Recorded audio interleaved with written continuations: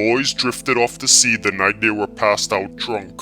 The next morning, Paku's mother woke up and realized he wasn't at home. It was unusual for her because Paku always slept in late every morning and never once left home early. His mother had a strange feeling. She went outside and looked around the village for him. She asked around and people said they never saw him.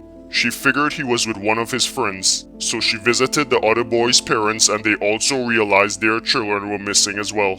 When the news got around the village that the 4 boys went missing, the entire population of Rutland Village searched everywhere on the island for them but found nothing. The parents were very worried. At the end of the day, they got some new information. A bartender told them the boys drank at his bar last night and they went for a walk but he didn't know where.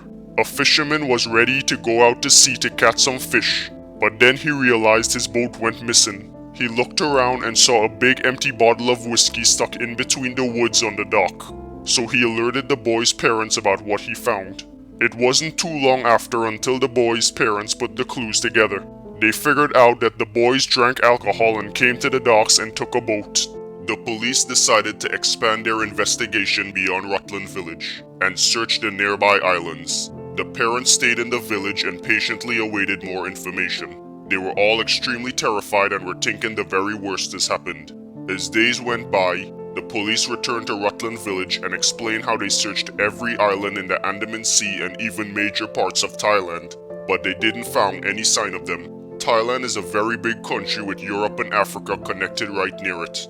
They still kept their search going on for another few weeks, but after a very long search, the police came back and said no traces of the boys' whereabouts were found. They showed the family all the locations they checked except for one small island, which was the North Sentinel Island.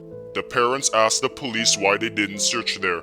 The police reminded them that the island has a native tribe on it and it was illegal to go visit.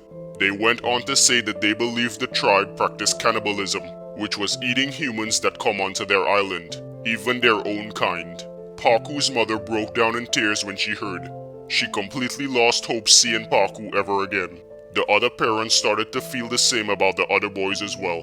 A few days later, the police made a major announcement for the village. They said that after an intense investigation, they are finally closing the case of the missing boys. They speculated all the boys may be dead. Paku's mother felt the highest level of depression and stress she ever did. She couldn't hold back tears and the pain she was feeling inside. She lost her husband and now her only son. She even tried to convince some of the fishermen to go to the island to see if her son was there, but none of them was willing to take the risk.